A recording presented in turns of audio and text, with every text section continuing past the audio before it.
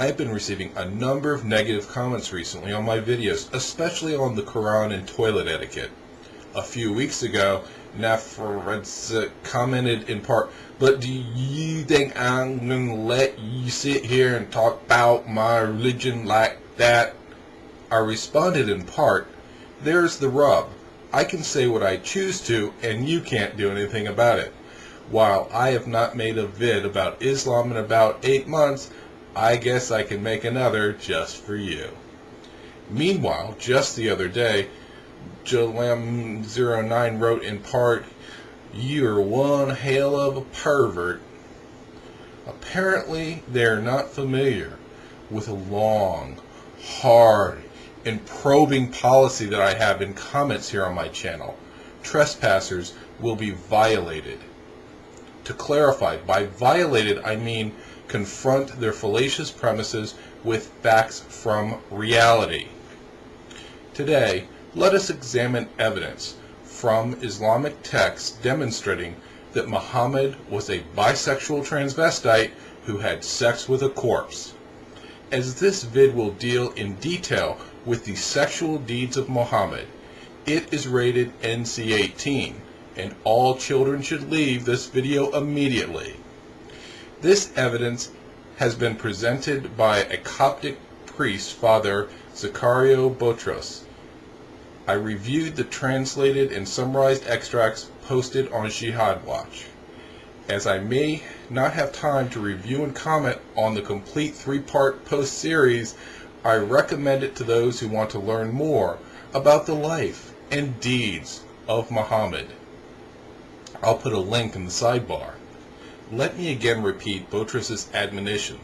This episode is for adults only. I am going to discuss many things that make me blush for shame, so please have the women and children leave the room. However, I welcome women to stay. Also, Botros stated, "Look, we're merely readers here, bringing up what we have read in Islam's own books.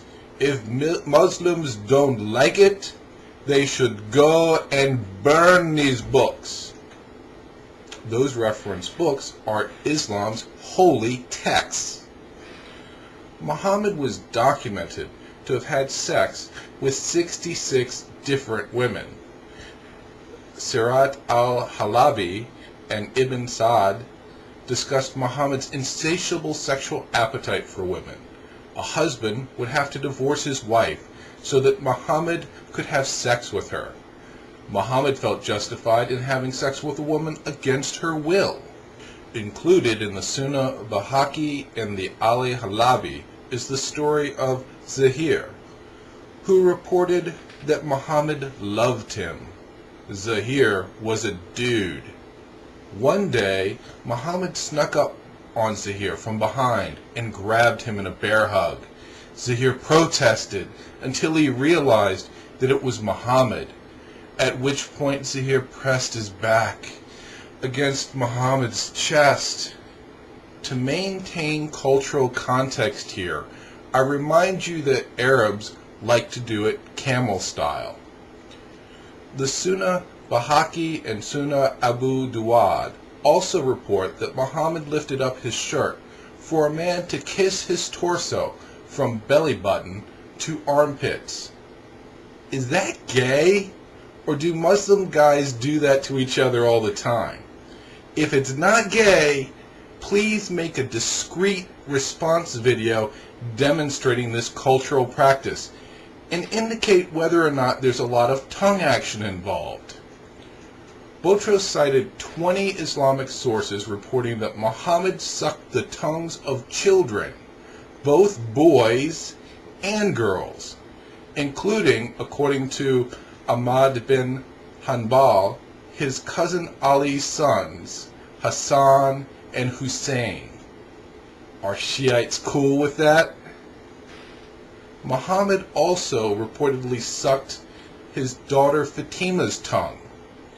Muhammad had to kiss his daughter Fatima and nuzzle his face in her bosom before he could sleep at night.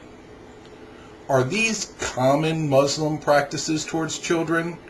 If so, please explain the omitted cultural context in the comments.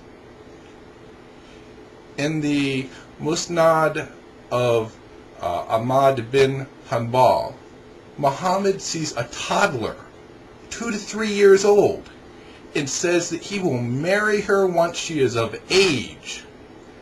I assume that by of age, Muhammad is following the rule, old enough to bleed, old enough to breed. The Sunnah of bin Sa'd reports that Muhammad hugged a child and desired her greatly.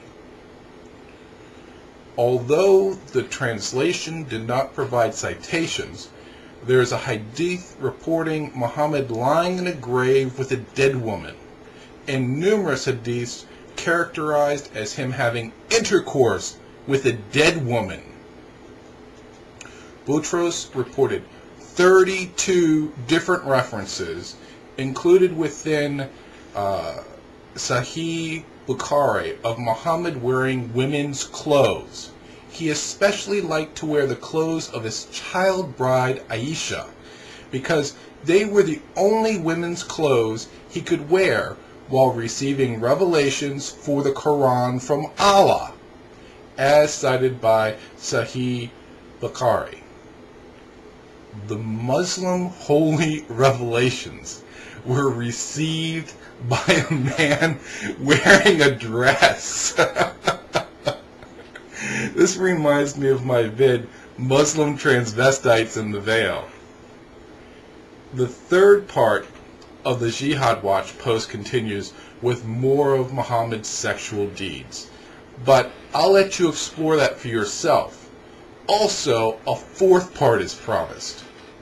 So to Jalabim09, who's the pervert now? Do you live a life like Muhammad's? If so, please report yourself to the local police station. To nadzftfatz, do you like it better when I joke about the Koran or report on Muhammad's deeds from Islamic texts?